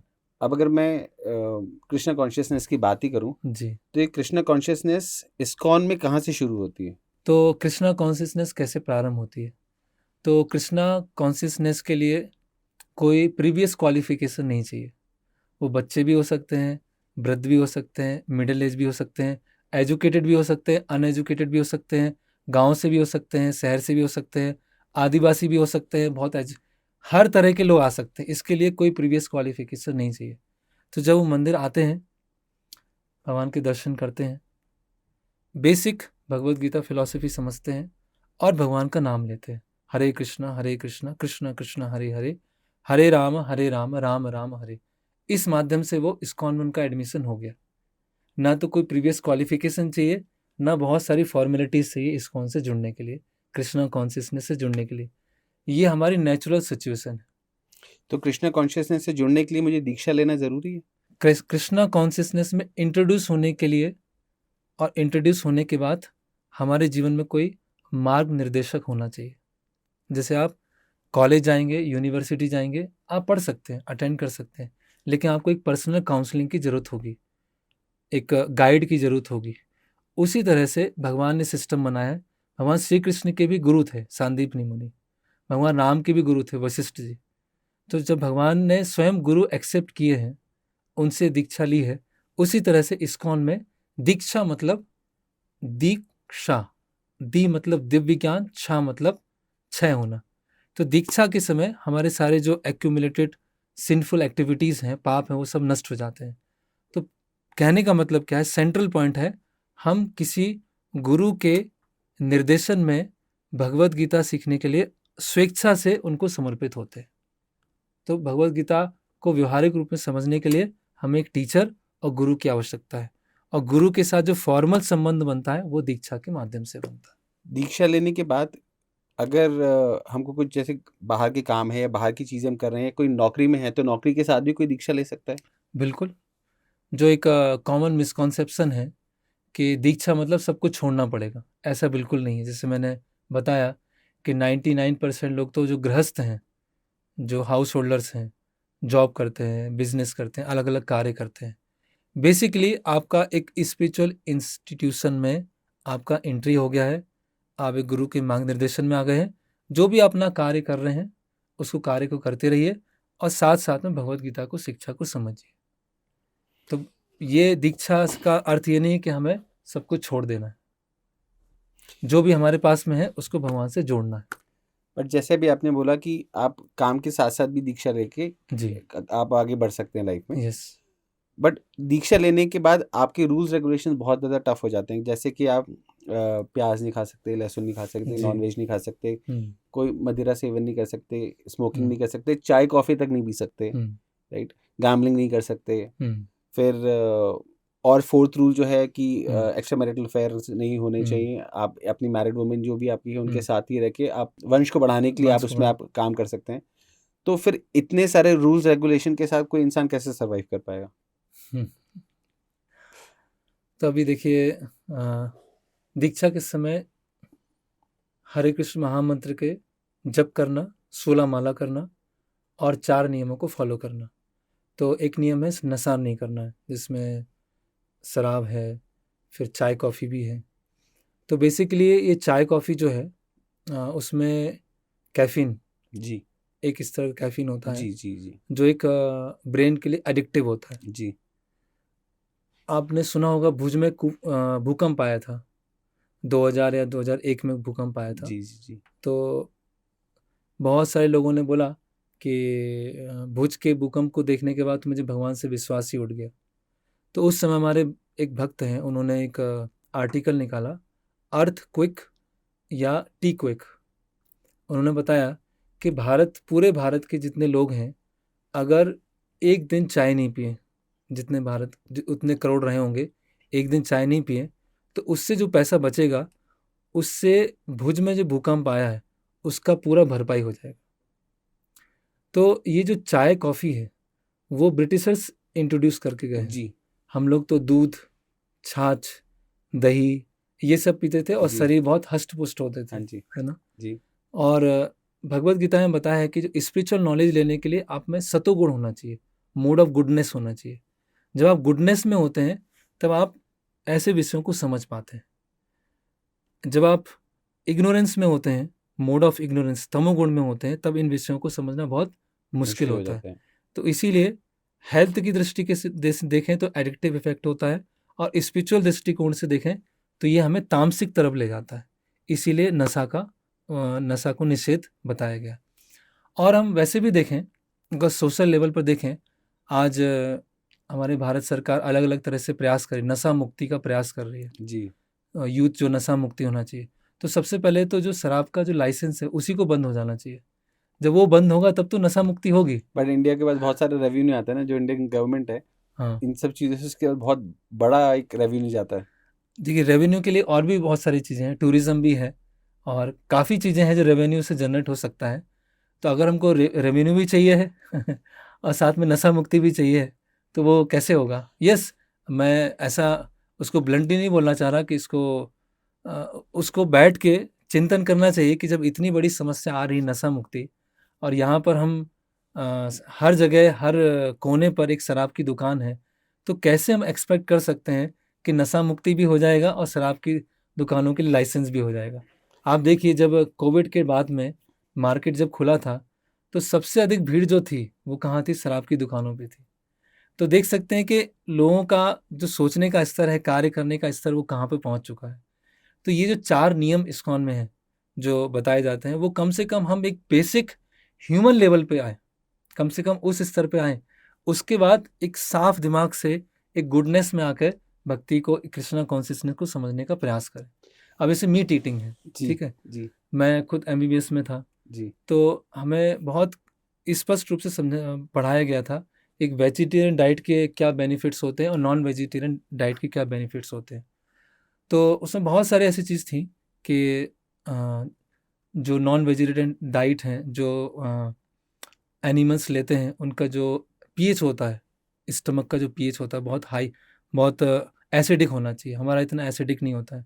हमारी जो लार्ज और स्मॉल इंटेस्टाइन होती है बहुत छोटी होती है, लेकिन पशुओं की बहुत बड़ी होती है, और उसके कारण बहुत सारे शरीर में समस्याएं भी आती हैं, ब्रेन, हार्ट, और ये जो डायबिटीज़ है या कार्डियोवास्कुलर प्रॉब्लम्स है, ये बहुत सारी चीज़ें बढ़ रही हैं। उसका एक बहुत बड़ा कारण है कि नॉन वेजिटेरियन डाइट। आपको उसको प्रोटीन मिल जाएगा, लेकिन प्रोटीन यहाँ दाल से ही मिल सकता है, या राजमा से ही मिल सकता है, चने से ही मिल सकता है। कि वह प्रोटीन के लिए हम किसी पशुओं को मारेंगे, तो वो भी तो एक हिंसा है ना, बिल्कुल है। वो भी हम दूसरों को मार रहे हैं। हमारे पास क्या अधिकार है कि हम दूसरों को मारें? तो एक एथिकली भी सही नहीं है, और हेल्थ पर्पज से भी ठीक नहीं है, और स्पिरिचुअली तो वो और वो जब पशु भी मर रहा है तो तड़प तड़प के मर रहा है, तो आपको जी दुआएं देके तो नहीं जा रहा होगा वो। जी, यस, करेक्ट, तो जब अगर आप ऐसा खाना खा रहे हैं तो वो जो नेगेटिविटी उस समय थी, जब यस, उसके में जब भी उसको दिख रहा था कि हाँ मैं मरने वाला हूँ, जी कहीं ना कहीं वो सारे इमोशंस भी तो आपकी बॉडी में आ ही रहे हैं। जी, और मैं एक बहुत अच्छा एक पढ़ रहा था, तो उसमें लिखा था कि आज की तारीख में सक्सेसफुल होना बहुत ज़्यादा ईजी है। वो इसलिए क्योंकि लोग किसी न किसी तरह के नशे में विलुप्त हैं। जैसे कि जैसे अभी हमने बात करा कि शराब है, सिगरेट है, इन सब के हैं, या फिर सबसे बड़ा सोशल मीडिया। तो लोग कहीं ना कहीं ऑलरेडी इन्वॉल्व है, तो क्यों इन्वॉल्व है, तो आप अगर थोड़ा सा भी सीरियस हो और अगर आप कुछ चीज़ों को थोड़ा सा भी प्रैक्टिस कर रहे हो, तो आप बहुत जल्दी दूसरों को पीछे छोड़ के आप सक्सेसफुल बन सकते हो। तो यही चीज़ इसमें भी होती है कि अगर आप इतने सारे लोग हैं, जैसे बोलते हैं ना कि सुबह उठ के ही आपको बोला जाता है कि करना चाहिए भजन कीर्तन या मेडिटेशन, बिकॉज उस समय बहुत सारे लोग सो रहे हैं। तो लेमन लैंग्वेज में बोला जाता है कि भगवान आपकी जल्दी सुनेंगे क्योंकि बाकी लोग तो सो रहे हैं अभी, तो कुछ लोग ही हैं उनकी आवाज़ जल्दी पहुंच जाएगी भगवान के पास। तो ऐसा भी बोला जाता है। तो जैसे आपने बताया कि आजकल कोई भी कार्य करके उसको सक्सेस मिल जाती है, लेकिन रियल सक्सेस क्या है? पहले बोला जाता था, if character is lost everything is lost, जी, health is lost something is lost, जी, money is lost nothing is lost. अभी पूरा उल्टा हो गया है, चेंज हो मनी गया। Is lost everything is lost, और character is lost nothing is lost. तो सक्सेस, पहले सक्सेस क्या था कि स्पॉटलेस करेक्टर होना चाहिए, अभी सक्सेस क्या है कि पैसा कितना है। तो नशा करके या नशीली चीज़ों को हम उसका मार्केटिंग करके अगर सक्सेस ला रहे हैं, तो वो रियल सेंस में सक्सेस नहीं है ह्यूमन। इसीलिए हमें हर चीज़ को डिफाइन करना होगा, हर चीज़ को परिभाषित करना होगा कि सक्सेस क्या है, प्रोग्रेस क्या है, एडवांसमेंट क्या है। तो फिर हम भगवत गीता को अच्छे से हम समझ पाएंगे। ठीक है। इसीलिए ये नियम है, नशा नहीं करना, जुआ नहीं खेलना, ये नियम इसीलिए है क्योंकि हमें रियल सक्सेस की तरफ पहुंचना है। हम जो चैंट करते हैं हरे कृष्णा हरे रामा, जी जी ये बोला जाता है कि अगर हम सिर्फ यही चैंटिंग करते रहते हैं पूरे दिन, जी, जब भी हमें समय मिलता है समय मिलता है जी, तो इसी से चैंट करके हम कृष्ण के पास, कृष्ण के को उनकी छवि प्राप्त कर सकते हैं। जी तो क्या इस सिर्फ हरे कृष्ण हरे रामा बोलने से चीजें मिल जाती हैं इतनी इजीली? जी। तो सबसे पहले हरे कृष्ण महामंत्र को अच्छे से जप करना बहुत इजी नहीं है, इजी है लेकिन इतना भी इजी नहीं है। तो हम पूरे दिन हरे कृष्ण महामंत्र जप नहीं कर सकते हैं। तो हरे कृष्ण महामंत्र करने से क्या होता है, जैसे एक कांच है, उसके ऊपर धूल है, तो जब धूल को हम धीरे धीरे हटाते हैं तो कांच की जो ओरिजिनलिटी है वो बाहर आती है। तो उसी तरह से हमारे हृदय पर बहुत सारे अलग अलग डस्ट जमा हुई है, लस्ट है, एंगर, ग्रीड, एनवियसनेस, है ना, धोखा देने की प्रवृत्ति, ये सब बहुत जमा है। तो जब भगवान श्री कृष्ण का हम नाम लेते हैं तो धीरे धीरे हमारी डस्ट, हृदय से डस्ट है वो निकलती है। जैसे आप रूम साफ करेंगे, तो अगर आप डस्ट में रहने की आदत हो गई है तो हमें लगेगा कि अच्छा है, लेकिन जैसे जैसे वो क्लीन करेंगे और क्लीन होने के बाद कैसा लगेगा, बहुत ही सूदिंग लगेगा, बहुत अच्छा लगेगा। जी, तो हृदय को क्लीन करना है, ये नाम का एक मेडिसिन की तरह है। साथ साथ में प्रसाद लेना है, भगवान को ऑफर करके कृष्ण प्रसाद लेना है। और जो डॉक्टर हैं हमारे गुरु, तो गुरु, प्रसाद, मंत्र जप, नियमों का पालन, और जो जो अपना स्वकर्म है, जो अपना स्ववृत्ति के अनुसार कर रहे हैं, उसको करते करते हमें परफेक्शन प्राप्त हो जाएगा और कृष्ण जो हमें प्राप्त होंगे। तो भगवान का नाम, उनके उपदेश, गुरु का शिक्षा, ये पूरा एक पैकेज है। तो एक नॉर्मल इंसान के लिए एक्चुअली इस्कॉन है क्या? तो एक नॉर्मल इंसान, सभी के लिए इस्कॉन ये है कि सब खुश होना चाहते हैं, सुखी होना चाहते हैं। लेकिन जो खुश और सुखी होने का प्रयास कर रहे हैं, उसमें कहीं ना कहीं वो दुखी होते हैं, असफलताएं आती हैं, फ्रस्ट्रेट हो जाते हैं, डिप्रेशन में चले जाते हैं। तो वास्तविक सुख और जो वास्तविक आनंद है, वो जब कब प्राप्त होगा? जैसे मेरा ये हाथ है जी हाथ की एक उंगली जो है, जी अगर ये कट हो जाती है और ये नीचे गिर जाती है, ठीक है, तो उस उंगली का कुछ यूज नहीं होगा जब तक वो उंगली शरीर के साथ में है। तो जब तक हम भगवान से अलग हैं और सुखी होने का प्रयास कर रहे हैं, तो कभी हम सुखी नहीं हो पाएंगे। लेकिन जब भक्ति योग के माध्यम से भगवान से हम जुड़ते हैं, तो वास्तव में हम सुख हो पाएंगे। तो एक आम जनता के लिए क्या है? Chant Hare Krishna and be happy. आप भगवान से जुड़िए, भगवान का नाम लीजिए और प्रसन्न रहिए। ये बोला जाता है कि किसी भी मंत्र को या किसी भी मंत्र का उच्चारण करने से पहले आपको उसके बारे में मालूम होना चाहिए, किसी गुरु हाँ। के द्वारा उस मंत्र को दिया होना चाहिए, और अगर उस मंत्र का जप करने से कोई दुष्परिणाम होता है तो गुरु रहे आपको बचाने के लिए। तो क्या हरे कृष्णा हरे रामा जो आपका मंत्र है, ये जो कोई भी आपका उसको मंत्र है, जप इसको कर कोई भी सकता बोल सकता है, इसको कोई कोई भी भी जप जप कर कर सकता है? यस, बिल्कुल, कोई भी जप कर सकते हैं। जैसे मैंने बताया है कि किसी भी प्रीवियस उसका बैकग्राउंड क्या है, कोई भी कर सकते हैं।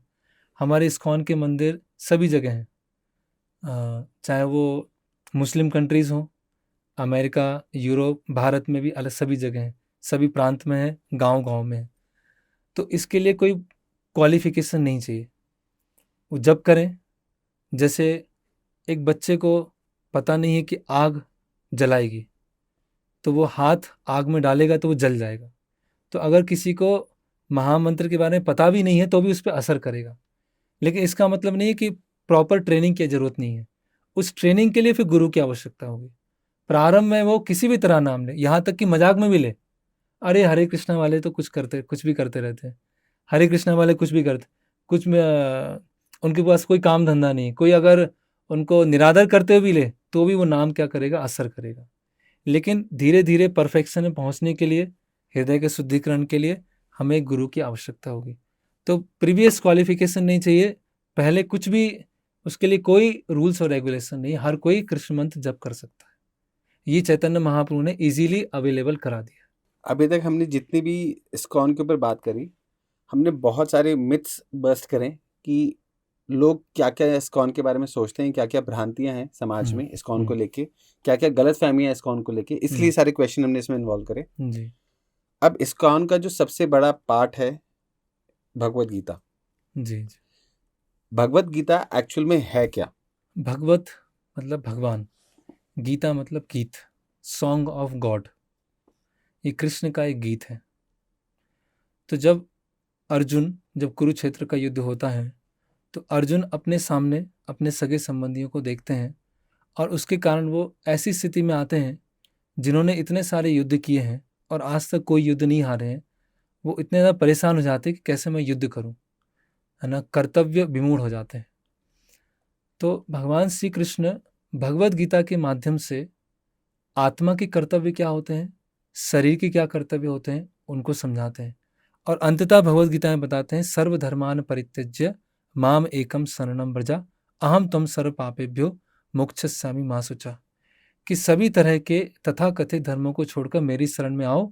जब मेरी शरण में आओगे तो डर लगेगा, डरो मत, मैं तुम्हें सभी पापों से मुक्त कर दूंगा। तो भगवत गीता हमारी लाइफ का जितनी भी प्रॉब्लम्स हैं उसमें प्रैक्टिकल सॉल्यूशन दिया हुआ है। आज ग्लोबल वार्मिंग की समस्या है, लोग ऐसा बोलते हैं पॉपुलेशन बहुत बढ़ रहा है, भूखमरी है, अकाल है। इन सब की समस्या का समाधान ही भगवत गीता में है। हर लेवल, हर स्तर की समस्या का समाधान भगवत गीता में है। तो अर्जुन को एक विशेष समस्या थी, उनको युद्ध करना था, वो कर्तव्य विमूढ़ हो रहे थे। भगवान ने अर्जुन को माध्यम बनाकर हमारे हर स्तर की समस्या का समाधान किया, और समस्या का समाधान होने के बाद अंततः भगवान के पास कैसे पहुंचना है वो ही बताया। तो भगवत गीता में ऐसा नहीं है कि किसी दूसरे संसार के बारे में बताया गया है या अदर वर्ल्डली एक्टिविटी, इस वर्ल्ड में भी कैसे रहना है, एक समाज का संगठन कैसे होना चाहिए, समाज के लोगों का आपस में व्यवहार कैसा होना चाहिए, समाज में जो समस्या है उसका क्या समाधान होना चाहिए, हर चीज भगवत गीता में दिया हुआ है। कल हम जब टीम में बात कर रहे थे तो एक चीज़ आई कि अगर आपकी लाइफ में कोई भी प्रॉब्लम है तो आप भगवत गीता को रैंडमली खोलो और उसमें जो भी चीज़ आता है वहाँ पे उससे आपको सोल्यूशन मिल जाता है। क्या ऐसा सच में होता है? हाँ सही है, भगवत गीता अगर हम रैंडमली खोल के भी पढ़ सकते हैं और उसको सिस्टमेटिकली अगर पढ़ेंगे तो हर प्रॉब्लम का सॉल्यूशन वहाँ मिल जाएगा। और हमारे कुछ भक्तों ने ऐसे कुछ इंडेक्स तैयार किए हैं कि लाइफ की ये प्रॉब्लम है, आप इस श्लोक को पढ़ेंगे तो आपको लाइफ का प्रॉब्लम का सॉल्यूशन पक्का मिलेगा ही। क्योंकि ये सॉल्यूशन किन से मिल रहा है?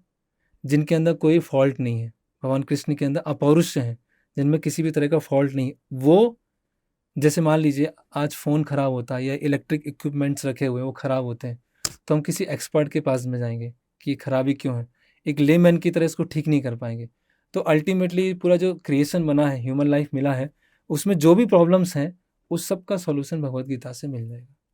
और रैंडमली भी उठाते हैं, उसको पढ़ते जाते हैं तो सॉल्यूशन मिल जाएगा। बट बोलते हैं कि भगवत गीता इतना डेंस है हम्म, कि कोई इंसान उसको 3 से 4 बार भी पढ़ ले तो भी उसको पूरा की पूरा ग्रास्प नहीं कर सकता। देखिए स्पिरिचुअल नॉलेज का क्या होती है, डेप्थ होती है। पहली बार पढ़ेंगे थोड़ा समझ में आएगा, फिर पढ़ेंगे थोड़ा सा और समझ में आएगा। अगर 3-4 बार भी पढ़ेंगे तो हो सकता है पूरा समझ में नहीं आए, इसीलिए गुरु की भी ज़रूरत है। इंडिपेंडेंटली गूगल पर भगवत गीता निकाल के या ऐप डाउनलोड करके उससे कुछ फ़ायदा होगा, नो डाउट कुछ फ़ायदा होगा, लेकिन पूरा समझने के लिए आपको एक, जैसे मैंने बताया कि आप सर्जरी की बुक लेकर आप सर्जन नहीं बन सकते हैं, आप मेडिसिन की बुक बन के किसी को मेडिसिन प्रिस्क्राइब नहीं कर सकते हैं।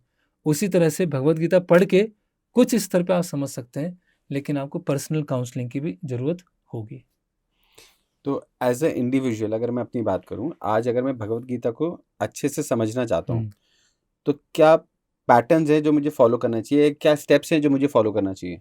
ओके, तो हमारे इस्कॉन मंदिर में एक बेसिक कोर्स होता है, 6 सेशन कोर्स। उस कोर्स में भगवत गीता के जो 18 अध्याय हैं उसको एक संक्षिप्त रूप में समझाया जाता है 6 सेशंस में, वो अटेंड किए जा सकते हैं। फिर साथ साथ में भगवत गीता पढ़ें, हरे कृष्ण महामंत्र का जप करें, और जहाँ जहाँ आपको रीडिंग में प्रॉब्लम आ रही है या जहाँ जहाँ लाइफ में इश्यूज आ रहे हैं, प्रॉब्लम आ रहे हैं, वो पर्सनल जो गुरु हैं, जो सीनियर डिवोटीज हैं, उनके पास में जाके डिस्कस करें। बहुत इजी है, simple for the simple. Prabhupada ji बोलते थे हमारे, सिंपल फॉर द सिंपल। ये भगवत गीता का जो पाठ है बहुत ही सरल है, वह कोई कठिनाई नहीं है, एक बच्चा भी भगवत गीता को समझ सकता है। तो आज के टाइम में इस्कॉन भगवत गीता को कैसे स्प्रेड कर रहा है? भगवत गीता को स्प्रेड करने के अलग अलग माध्यम हैं। तो हम युवाओं को उनके कॉलेज, यूनिवर्सिटीज़, हॉस्टल जाते हैं, वहाँ भगवत गीता की शिक्षा देते हैं। हमारे मंदिर में जो लोग आते हैं उनको भगवत गीता वितरित करते हैं। जेल में जाते हैं, यहाँ तक कि कुछ शहर में ऐसे एरियाज़ हैं जहाँ पे लोगों के पास इतना धन लक्ष्मी नहीं है, उनके पास ही भगवत गीता का वितरण करते हैं। जब गीता जयंती आती है, मोक्षदा एकादशी आती है दिसंबर महीने में, तो पूरे 1 महीने का हम गीता मैराथन करते हैं। ये पूरा गीता मैराथन वर्ल्ड लेवल पर होता है, और हम भोपाल में सभी जगह सभी तरह के वर्ग के लोगों के पास में भगवत गीता देते हैं। और ये फ्री ऑफ कॉस्ट होता है? नहीं, ये इसमें कुछ स्पॉन्सर भी होती है जी। और कुछ ऐसे दान? डिस्काउंट रेट पर होती जी, अच्छा, ओके। है जी। और स्कूल में हम जाते हैं, स्कूल में जो उनके असेंबली का टाइम होता है उस समय भी भगवत गीता का वितरण किया जाता है। भगवत गीता को स्प्रेड करने के लिए हम अपने मंदिर में अलग अलग उत्सव मनाते हैं, जिसमें से एक बहुत महत्वपूर्ण उत्सव, वर्ष का सबसे बड़ा उत्सव श्री कृष्ण जन्माष्टमी अभी आने वाला है। जी। उसमें काफ़ी लोग आते हैं, उनको भी हम भगवत गीता की शिक्षाओं से इंट्रोड्यूस करते हैं, भगवत गीता का वितरण करते हैं। तो इस्कॉन में जन्माष्टमी को कैसे बनाया जाता है? जी, तो इस्कॉन में जो जन्माष्टमी उत्सव है वर्ष का सबसे महत्वपूर्ण और सबसे बड़ा उत्सव है, क्योंकि कृष्ण सबसे महत्वपूर्ण है, जी। कृष्ण सबसे परम है, जी। पूर्ण पुरुषोत्तम भगवान है। तो इस्कॉन में हम करीब 3 महीने पहले से इसकी तैयारियां चालू कर देते हैं। और जैसे मैंने आपको बताया कि इस्कॉन एक डिसेंट्रलाइज इंस्टीट्यूशन है, तो जो भी जन्माष्टमी मनाई जाती है उसके लिए जो भी लक्ष्मी आती है, धन आती है, वो लोकल भोपाल वासियों के द्वारा ही आती है, उनके द्वारा ही मनाया जाता, उन्हीं के द्वारा इकट्ठा होता है। बड़े स्तर पर जैसे इस बार एक्सपेक्टेड है कि 80,000 लोगों के आने की संभावना है, तो उसके लिए प्रसाद बनाया जाएगा। प्रसाद बनाने वाले भी हमारे भक्त होंगे। विग्रहों का बहुत सुंदर श्रृंगार होगा। मंदिर कक्ष को बहुत अच्छे से सजाया जाएगा। काफ़ी बड़ा पंडाल है जिसमें नाट्य प्रस्तुति होगी। महाभारत की शिक्षाओं के आधार पर शांति दूत श्री कृष्ण, उनके ऊपर ड्रामा है। बच्चों का भी एक छोटा सा ड्रामा रहेगा। तो पूरे भोपाल वासी, अधिक से अधिक लोग मंदिर आएँ, कीर्तन सुने, भगवान के दर्शन करें, प्रसाद लें, भगवद गीता की शिक्षाओं को सुने, महाअभिषेकम देखें। ये हमारा प्रयोजन होता है कि लोग कृष्ण भक्ति की तरफ थोड़ा आकर्षित हों, कृष्ण भक्ति, कृष्ण शिक्षाओं की तरफ आकर्षित हो। तो ये हमारे श्री कृष्ण जन्माष्टमी मनाने का एक बहुत महत्वपूर्ण केंद्र बिंदु होता है। और उत्सव में कैसा माहौल होता है, सब बहुत प्रसन्न होते हैं, आनंदित होते हैं। जैसे आपने बोला कि रूल्स और रेगुलेशन तो इतना कौन कैसे पालन कर पाएगा, लेकिन उत्सव में आता है और कृष्णा कॉन्शियसनेस की जो फेस्टिविटी है वो देखता है कि कितने सब खुश हैं, कितने आनंदित हैं, कीर्तन कर रहे हैं। और तो उस इन्वायरमेंट से वो अट्रैक्ट होता है और उनको लगता है कि इस समूह में मुझे भी शामिल होना है। उसके मन में भी आता है कि इतने खुश कैसे हैं, समाज में इतनी सारी प्रॉब्लम है या पर्सनल लाइफ में बहुत सारी प्रॉब्लम हो सकती है, लेकिन सब इतने खुश कैसे हैं, कैसे कीर्तन में नाच रहे हैं, कैसे सेल्फलेस सर्विस कर रहे हैं। तो उस इन्वायरमेंट से, उस स्पिरिचुअली सरचार्ज्ड इन्वायरमेंट से जो आम जनता होती है आकर्षित होती है और उनमें से बहुत सारे लोग भगवत गीता की शिक्षाओं की तरफ आगे बढ़ते हैं। और ऐसा होता है कि हो सकता है अगली जन्माष्टमी वो खुद सेवा कर रहे हैं वहाँ पर, और खुद एक स्वेच्छा से वॉलंटियर वहाँ सेवा उन्होंने चालू कर दिया। जैसे जन्माष्टमी आ रही है, जी। बहुत सारे पर लोग ऐसे होते हैं जो कि इस्कॉन टेम्पल उस समय नहीं आ पाते हैं। जी जी तो एक सही तरीका जन्माष्टमी को सेलिब्रेट करने का क्या है? जी जी कैसे इंसान घर पे उसको जो पूजा करना है, क्या क्या चीज़ उसको करनी चाहिए, कैसे जी। घर पे बहुत इफेक्टिवली जन्माष्टमी को सेलिब्रेट कर सकता है वो? जो इस्कॉन मंदिर नहीं आ पा रहे हैं, घर जी। में जन्माष्टमी करने के लिए जी। उनके पास एक पिक्चर होना चाहिए, कृष्ण जी की प्रतिमा होनी प्रतिमा चाहिए। या तो प्रतिमा होना चाहिए। एक्चुअली जो प्रतिमा होती है, विग्रह होते हैं, उसमें बहुत सारे नियम होते हैं। वो एक सामान्य घर में पालन कर पाना बहुत मुश्किल होता है। तो घर को अच्छे से सजाएं और भगवान को के लिए नैवेद्य बनाएं, भोग बनाएं, उसको अर्पण करें। कुछ साथ में बैठ के भगवत गीता के कुछ अध्यायों का उच्चारण कर सकते हैं, या कोई आप इस्कॉन मंदिर में किन्हीं वक्ता ने प्रवचन दिया हो, उसको आप चला सकते हैं। और परिवार के बीच में फिर साथ में प्रसाद लें। और मुख्यतः जैसे हम अपना बर्थडे मनाते हैं, तो बर्थडे में क्या होते हैं, हम बहुत सेल्फ कॉन्शियस होते हैं जी। और सब हम सेंटर ऑफ अट्रैक्शन हम होते हैं। लेकिन जन्माष्टमी में कौन है सेंटर ऑफ अट्रैक्शन? कौन है? कृष्ण जी। है। तो कृष्ण जब हमारे जीवन के सेंटर ऑफ अट्रैक्शन होंगे तो हमारे जो जीवन में जो परिवर्तन आएगा वो बहुत बड़ा परिवर्तन आएगा। हम वास्तविक सुख की तरफ, वास्तविक शांति की तरफ आगे बढ़ेंगे, भगवत गीता की शिक्षाओं से हम जुड़ेंगे। तो इस तरह से घर को सजाएं, भगवान के लिए भोग बनाएं, अच्छे से डेकोरेशन करें, साथ में बैठ के भगवत गीता का पाठ करें, और अगर समय निकाल पाए तो इस्कॉन मंदिर जरूर आए। जन्माष्टमी के दिन ऐसे कोई स्पेसिफिक मंत्र होते हैं जिनका उच्चारण करना चाहिए हमें? तो जन्माष्टमी के दिन अगर उनको हरे कृष्ण महामंत्र के बारे में पढ़ा है तो उसको वो जप कर सकते हैं, सामूहिक रूप से कर सकते हैं, अकेले कर सकते हैं, कीर्तन कर सकते हैं, या आजकल यूट्यूब पर भगवत गीता अवेलेबल है ऑडियो, उसको वो चालू कर सकते हैं। कुछ प्रेयर्स हैं, जैसे एक ब्रह्म संहिता ग्रंथ है जी। उस ब्रह्म संहिता के जो श्लोक हैं उसका वो उच्चारण कर सकते हैं। हमारे इस्कॉन मंदिर में जब भगवान का अभिषेकम होता है तो उस ब्रह्म संहिता प्रेयर्स को उसका उच्चारण किया जाता है। थोड़ा कठिन है, लेकिन अगर घर में कोई संस्कृत पढ़ सकते हैं तो वो संस्कृत श्लोकों का रिसाइटेशन भी हो सकता है। तो कीर्तन करें, आप भगवत गीता ऑडियो प्ले कर सकते हैं और ये ब्रह्म संहिता की प्रेयर्स गा सकते हैं। अभी हमने पूरे जन्माष्टमी के ऊपर बात कर रहे हैं, जिसमें कि हम ये बहुत ग्रैंड लेवल पे पूरा सेलिब्रेशन कर रहे हैं, वो सब चीज़ें कर रहे हैं।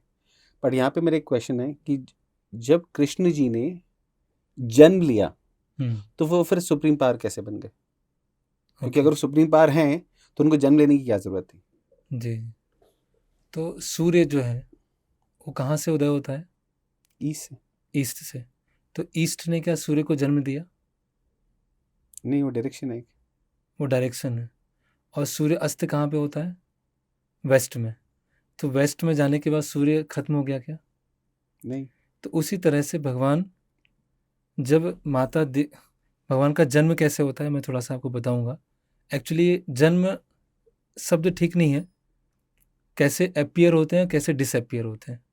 अपीयरेंस मतलब उससे पहले कहीं थे, फिर अपीयर हुए। और डिसअपियर मतलब अभी हमारी आंखों से चले गए हैं लेकिन दूसरी जगह वो अपीयर हुए हैं। जैसे आज सपोज इंडिया में शाम को 6 साढ़े 6 बजे शाम को सूर्य अस्त हो गया। इसका मतलब सूर्य क्या है? खत्म नहीं हो गया, सूर्य कहीं दूसरी जगह पहुंचा है, मिडिल ईस्ट में पहुंच गया है। मिडिल ईस्ट के बाद और आगे अमेरिका पहुंचा है। तो अमेरिका में दिन है तो यहाँ पर रात है। उसी तरह से कृष्ण क्या होते हैं? प्रकट होते हैं, अप्रकट होते हैं। साधारण बालक की तरह कृष्ण का जन्म नहीं हुआ। तो जब वसुदेव और देवकी कारागार में थे, जेल में थे, तो उस समय सारे देवी देवता आते हैं और प्रार्थना करते हैं कि जो माता देवकी हैं और वसुदेव हैं वो बहुत ही प्रकाशवान दिख रहे हैं, बहुत तेजोमय दिख रहे हैं। तो ऐसा क्या है उनके अंदर? तो पता चलता है कि जो देवकी माता हैं उनके हृदय में कृष्ण आए हैं।